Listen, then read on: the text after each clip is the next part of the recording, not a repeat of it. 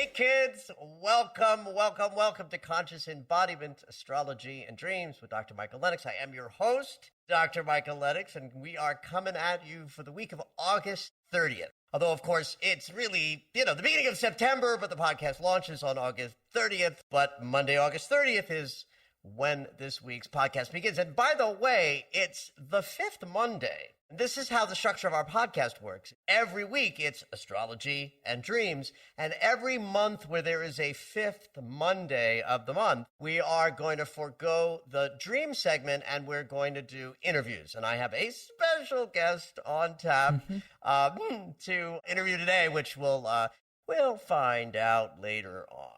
Mercury has just changed signs. In fact, he did this on the 29th. He moved into Libra, out of his ruling sign of Virgo. One of the ruling signs of Mercury is Virgo, and into Libra. Mercury's like neutral in Libra. It's not a sign of elevation for him, but it's also not a sign that he's debilitated in. In fact, I'd say if there's something lovely about Mercury in Libra right now is that Venus is in Libra. So we've got heart and mind both in the same signs and in the sign that's ruled by Venus. So the lovely thing about Mercury getting his disposition from Venus is that communication will be a little more loving and a little more forgiving because of this dispositional, influence. And for those who are still learning about astrology, what I mean by this is disposition, and you can just think of that in the true use of the word disposition, like mood. The mood that Mercury is in comes from the ruler of the sign he's traveling through.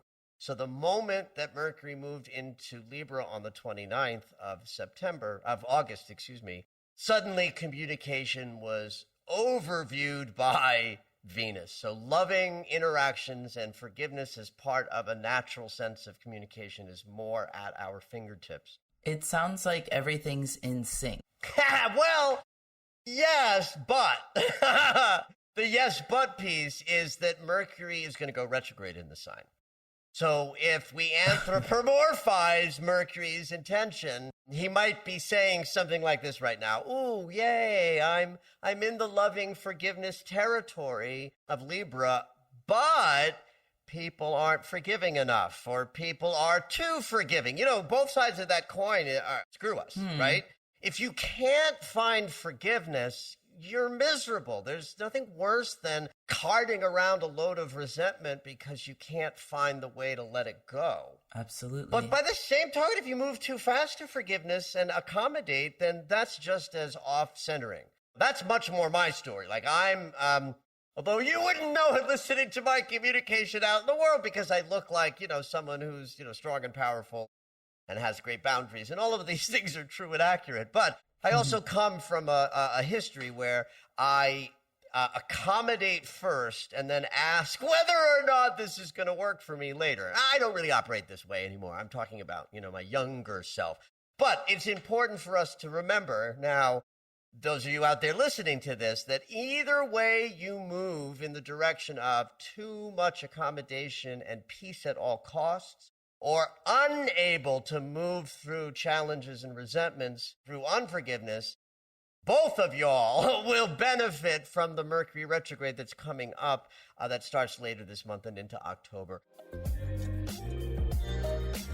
This next lunar cycle is the Virgo new moon that's coming up that starts on the 6th. And Virgo is all about process and integration. So if you think about the progression from a lunar cycle that was designed to allow us to get bigger, more expressive, more vibrant, and kind of out there in the world.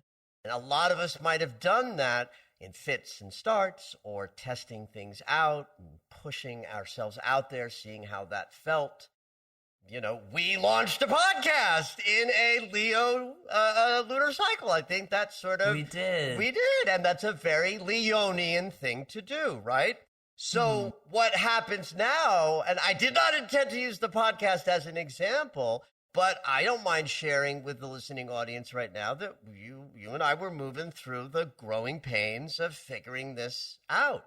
technically behind Right. the scenes. And what did we just had a conversation of, like, we're on a learning curve and that's okay. And so the lunar cycle that's about to kick off is all about, like, learning curve, putting things together, figuring out where everything fits. So it's not about the Leonian go out there and roar yourself till you figure out what creatively juices you and lights you up. The lunar cycle that starts at the end of this week is all going to be focused on how do we put the stuff together that makes the machine run. So it's much more introverted, much more behind the scenes, and it's conducive to the language that I repeat over and over and over again when Virgo is in the house: process and integration. And if you need me to explain what I mean by that, it's like process means when something comes up that trips you on your path, that needs your attention, that you're willing to do it. That's the process piece. And integration is once you've learned a lesson that you're then able to incorporate what you've learned into behaviors that are new and reflect the recently learned consciousness. And that, not only is that easier to do in the Virgo mansion, it's what the Virgo mansion is designed to do. And so the lunar cycle that kicks off next week gives us this 4-week opportunity where that's what our overviewing consciousness is doing. And therefore, anything else astrologically that happens within that lunar cycle, like Mercury going through his shadow and getting ready to go retrograde, like the full moon in Pisces that will follow, all of those astrological events and the consciousness that they reflect will be understood by us, at least in an existential way, will be understood by us as opportunities to put things together in their proper place so that we can move about in a more healed sensibility.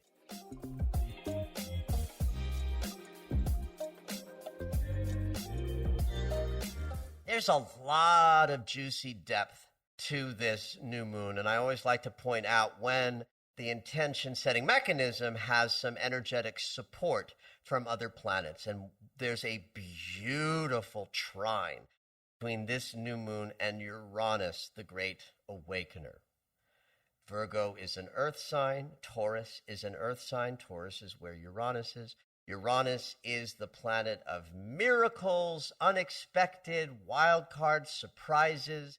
And yes, he's the energy behind unexpected things that are devastating and difficult, but he in and of himself isn't the devastation bringer. He's the surprise bringer, right?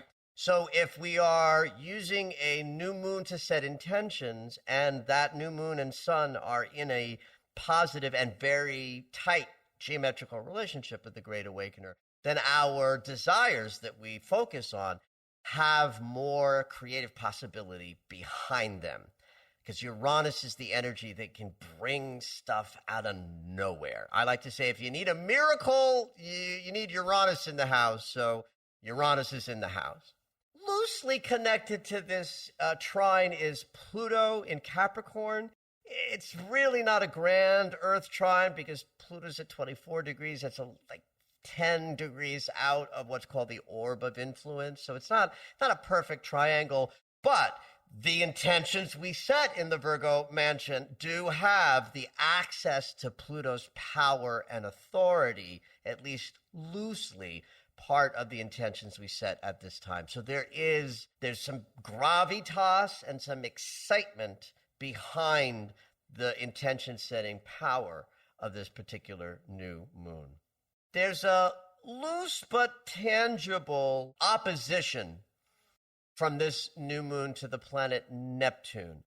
When there is hard geometry, like a square or an opposition in this case, the access to spirit connection is strong, but so is the challenge of cloudiness, confusion, and lack of clarity.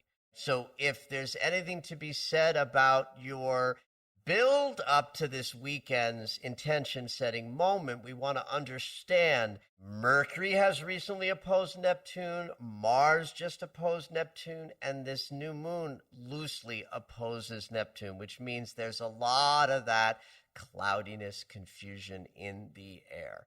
The valuable thing to remember when Neptune's shadow of cloudiness and confusion is triggered is that it's not a moment where we don't know, it's a moment where we don't know that we don't know, meaning it's about faith and trusting the flow, even though in a moment you can't know with certainty and clarity. And so that might be a great way to consider how you approach your intention setting this new moon upcoming.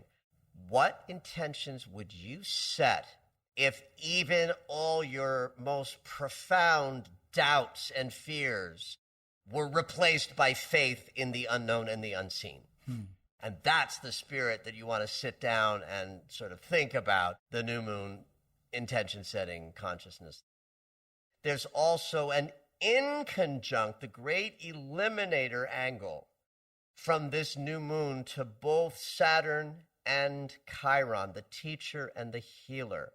If you've been listening to the pod for a while or following my other teachings, you might know that two great eliminator angles at the same time from a single source, and in this case, that single source is the sun and the moon coming together. That's called a finger of God or a finger of fate, which means that the energy we put into where we want to head next gets the advantage of everything we've learned in the last lunar cycle, courtesy of Saturn, and every little hook in our unconscious that we've managed to heal a little bit more deeply, courtesy of Chiron, the great healer.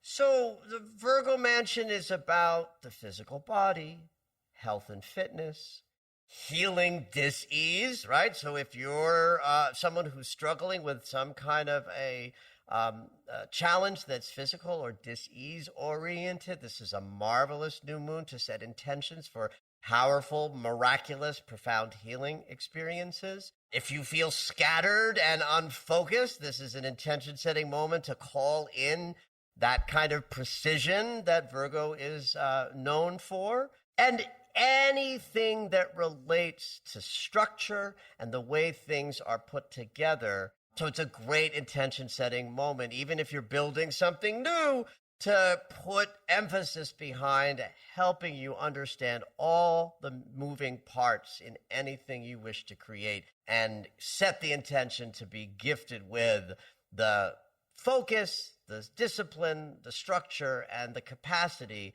to create from, a behind-the-scenes kind of place and understand that things get built in tiny little pieces, all being put together, and that's what this Virgo new moon is all about.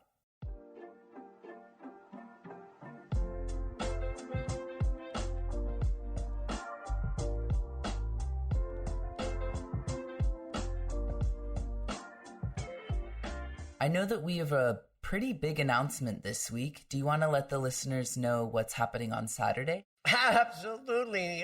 Class is launching. Radical Forgiveness is launching on Saturday, September 4th. It's a 4-week class. The live classes are Saturday mornings at 11 a.m. Pacific time for 2 hours. You do not need to show up live for the classes to participate. The recordings are certainly viable.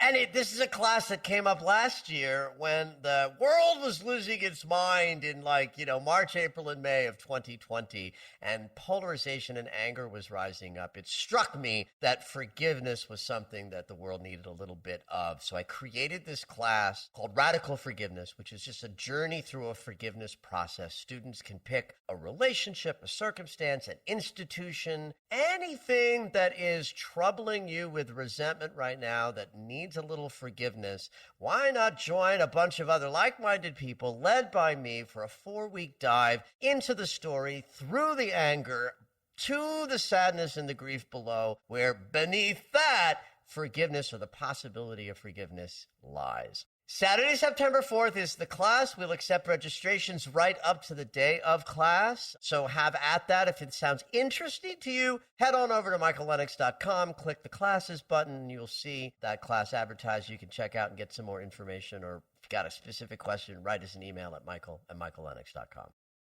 So it is the 5th Monday of the month. I did not think that the first month we would launch, there would be 5 Mondays, but it occurred to me that this is since a new place where we're putting ourselves out there. And Zoe, you are a big part of my world as podcast producer and my assistant. I asked you if you would be the first guest in the Conscious Embodiment podcast, and you said yes. Here we are. Yes, I am. We are.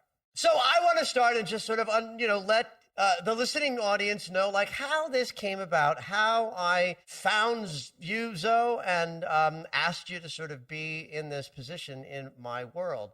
The Radical Forgiveness class came very spontaneously last year. I don't remember exactly when it was when I decided to do the class. But within about 36 hours, it was done. It was structured. I created the beginnings of the marketing. I'd set the dates. And I was getting closer to launching this class. And it suddenly occurred to me that I needed a facilitator. I needed some human being that would manage the Zoom room interactions of students so that I could focus on teaching and not get distracted. And I called up my buddy, Reverend Jesse Brune. Reverend Jesse Brune is a pal of mine. I've known him for about 15 years. He started a spiritual center called Inspire Spiritual Community that I was a big part of for about 8 years. Since there was an enormous amount of online work in that community, I called up Reverend Jesse Brune. I said, I need a facilitator. Who should I ask in the community? Without missing a beat, he said, Zoe. I was like, awesome. I love Zoe. And I reached out and I said, just, will you facilitate this, class for me? I gave you the parameters. You said yes. And then if you remember, it was almost, I don't know if it was during the class or when the class was over, that I approached you about working for me as an assistant, which was, for me, it was an interesting ask because what I needed was somebody to do very low level shit. Yeah. But we had a conversation. And I asked you the question that was burning for me, which was like, my version of what do you want to be when you grow up? Like, I did not want to ask somebody to be my low-level admin assistant unless I had a sense of where that would fit in to your thoughts and feelings about, this kind of work. And I said, what do you want to do with your life? You said, I want to produce podcasts. I was like, you're hired, because I knew that podcast was coming. I didn't know when, but I had been thinking about it for years. And I thought, all right, now I can justify asking this incredibly bright person whose energy, because your energy, Zoe, fit into that school online community experience in a manner that I noticed, that my students noticed, that they commented on, that you brought a certain kind of energy and a safety when we were doing deep and scary work. Your energy was something that people enjoyed and responded to. And the fact that I knew we would get to a place where I could offer you work that was going to satisfy you. And I said, you're hired. And here we are. It took about a year. Here we are. I thought, what an opportunity for the people who are our audience now are certainly people who know me, but they don't know who you are. You're just that voice, that I'm Zoe. that guy in the email. That's right. You're the guy in the email, Zoe for Michael. I love that. So, Zoe, who are you? Tell us some version of the story of I Am Zoe. Well, my name is Zoe Shay, and I guess I'll start with topics related to this podcast. You and I met at a spiritual center. That's right. A non-denominational spiritual center that I found when I was around 24. Okay. I was 23 or 24 and just like looking for something. It was interesting because I was still experiencing depression as I had for many years. I was like, there's something out there. There's something I need. And so I was raised in the Catholic Church and I was thinking, ooh, do I need to go to church? Right. I don't think I realized that. You made a comment to me the other day about Irish and I was like, oh, right. Catholic. Yeah. Wow. Irish Catholic.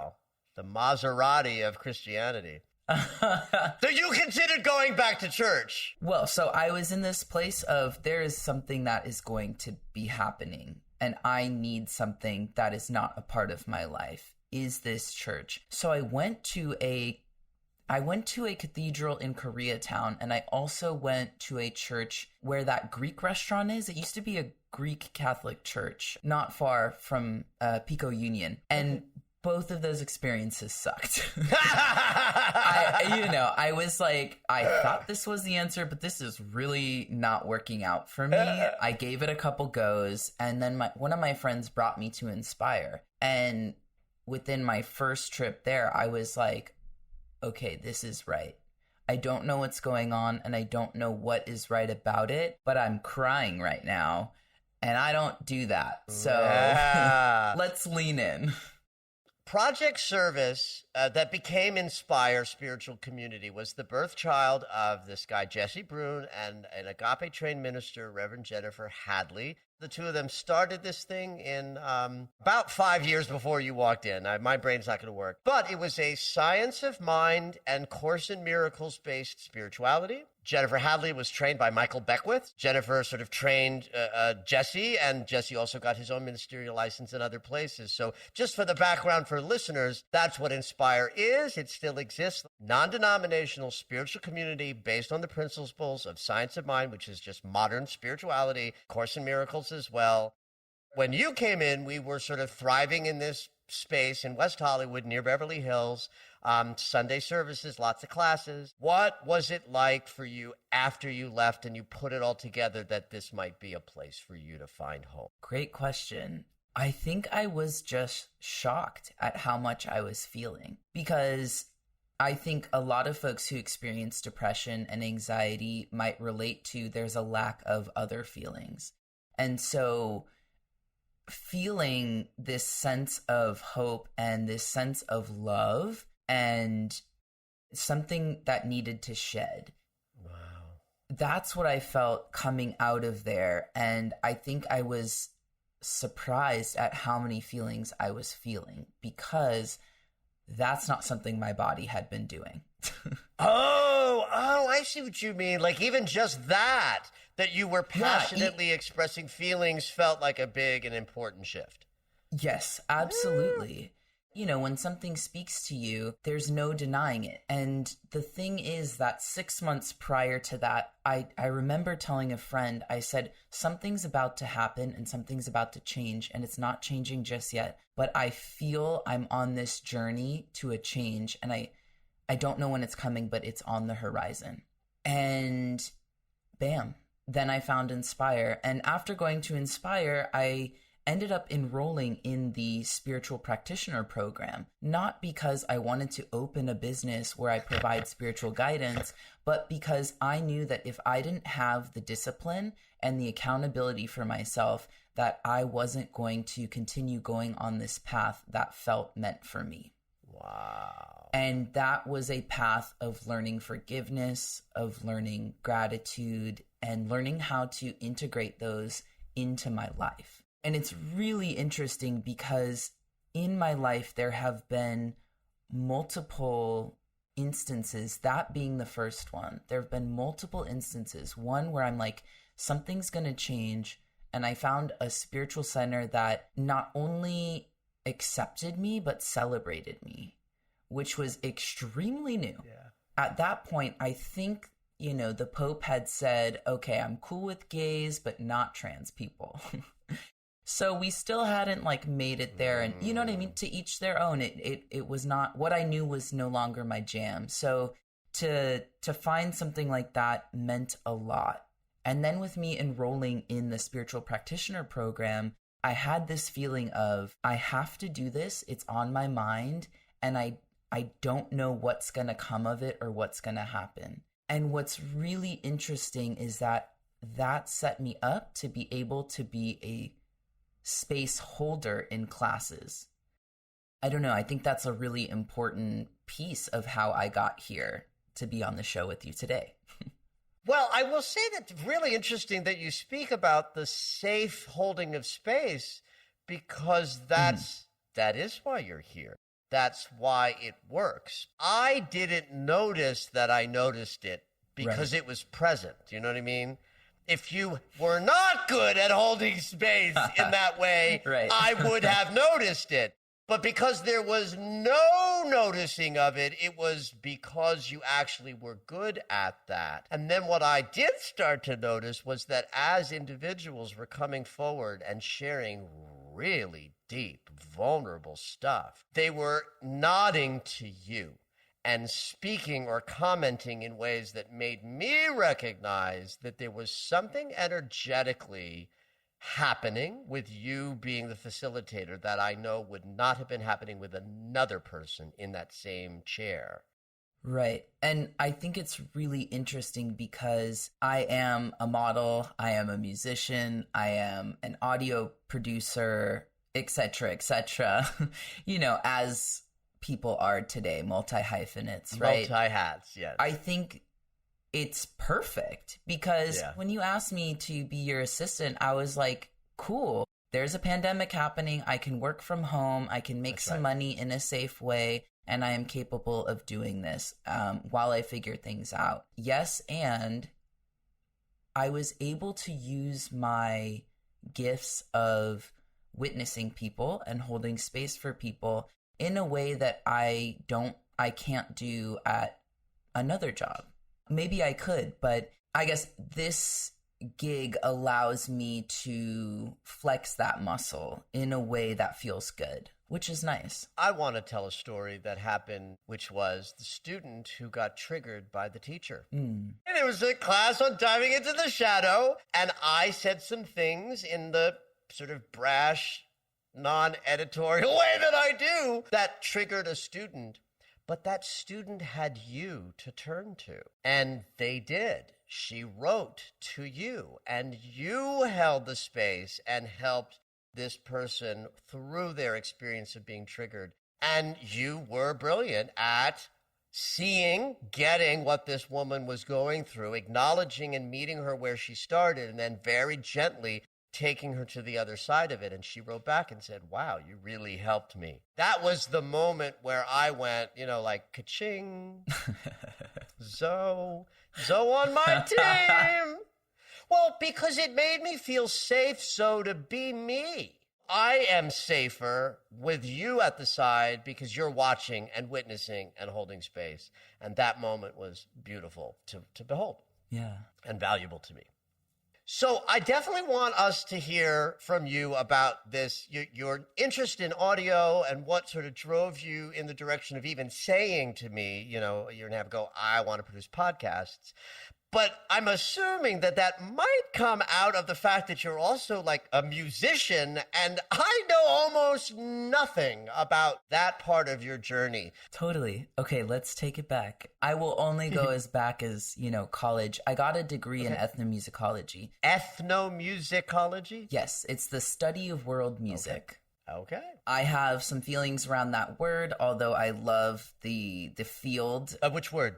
Ethnomusicology versus musicology. Musicology being the study of Western classical art music, ethnomusicology being the study of everything else. I grew up playing violin and erhu, which is a Chinese instrument, because my mom's family is like, we're mixed and they're Chinese from the Caribbean. And so I ended up taking Chinese music lessons. And in going to school and wanting to study music, I didn't want to leave that part of it out. And I didn't want to practice Bach for like 8 hours a day for the rest of my life. So I got an ethnomusicology degree. I was working in museums and museum education and arts education. And I ended up moving to Shanghai for a fellowship and working in a music museum. And so my love for music and instruments brought me to Shanghai. And then I ended up meeting some folks who ran Shanghai Community Radio, which is an underground radio in a basement. And so I started working with these folks at Shanghai Community Radio, and I became an intern, and a light bulb went off. Very similar to what I was talking about before, where I just have this feeling inside of me where I'm like, something here is right, and I don't know exactly what it is, but I'm going to stay here and I'm going to do this. and we'll see what happens. So that quality in you, that's gold. That I'm ability. No, honey, that is rare to have an ability. I've been watching people be human for decades now. I'm telling you, it's rare to have an idea land that has no clarity, no certainty, and no real sense of direction, but a felt and intuitive power to it. And you recognize those moments and you sit while you're waiting for the idea to show you what it is. That's brilliant. And that will lead you into an even more extraordinary life as you go. So yay for that. Yeah, I'm so thankful to be, I don't know, to listen to myself sometimes, because the light bulb went off and my arts fellowship ended working in the instrument museum there. But being in Shanghai felt right. And something about audio felt right. So I ended up enrolling in the conservatory, Shanghai Conservatory of Music. And I took some audio classes there, and then I was interning with Shanghai Community Radio. The rest is history. I knew that I wanted to bring sound and music to the world because that is what meant the most to me in life. That's what has given me the most throughout my whole life. And how beautiful would it be to be able to bring music, to bring DJs, to bring sounds and thoughts to other people for the rest of my life. That is a blessing. So I moved back to LA for my modeling career because, that this is where it's happening. And also I knew that I was going to return to the United States at one point, and it seemed launching a new career would be the safer option in a place where I had more of a home base. What's really interesting, Michael, is that I had this in my mind. I edited some audio stories, a couple podcasty things, and during the stay-at-home orders, we all got to sit with ourselves a lot. And I was like, so you said you wanted to do all these things and you still have not done it. You've been in the US 1 full year now and you haven't done any of it. So what's going on? And I think everything just lined up. I got just a gig for money with you that then led to an opportunity to do a podcast. I enrolled in an internship. Everything started stacking on each other. Started to happen. Yes, exactly. The stacking up things, from the experiences in Shanghai to the internship that you did a few months ago to now we're in podcast land. And I understand that there are people in our periphery who are actually asking you for some audio, consulting work. Yeah. So that's building a little bit more. And this is what excited me about bringing you into my sphere, about doing something and serving what I'm up to that could also allow you to build on top of this with other opportunities that would be in alignment with your desires, that would ultimately not take you away from my desire to have you continue to be my podcast producer. Yeah. So let's wrap it up and just say, what is your sense of what's next for you? I'm working on the clarity bit. I mean, you've read my chart. I've commented on it in this conversation, and it's in my chart to not have clarity, to be moving with a little bit of fog. But what I am putting energy towards and what I'm hoping are the next steps are I'm taking a class with SFCC online this coming fall, and I think more audio production gigs are on my horizon. I recently signed with an agency in Paris, so I feel really good about that aspect of my work as well. And you work. I mean, we should point that out, that when you say I'm a model, you're a model because you work as a model. Yes, I get paid to do that. Thus, it's my job. Yeah. That feels really good to say, to affirm that. But what's next for me is more audio work, higher quality audio work, and more experimental audio work that I'm really excited to learn. And then also more modeling. Wonderful. Well, thank you so. I appreciate you telling me your story and sharing it with our audience who are, now know a little bit more about who that is, who is chiming in periodically, keeping things moving along. So thank you so much. Thank everybody you. Out there in podcast land, we will see you next week on Sunday at midnight for Monday's Astrology and Dreams. Have at it, everybody. Thank you for listening to Conscious Embodiment, Astrology and Dreams with Dr. Michael Lennox. You can find us on Apple Music, the iHeartRadio app, and anywhere you find your favorite shows. Head on over to michaellennox.com for information on astrology readings, the Daily Astro Alert subscription, upcoming classes, and to join the mailing list.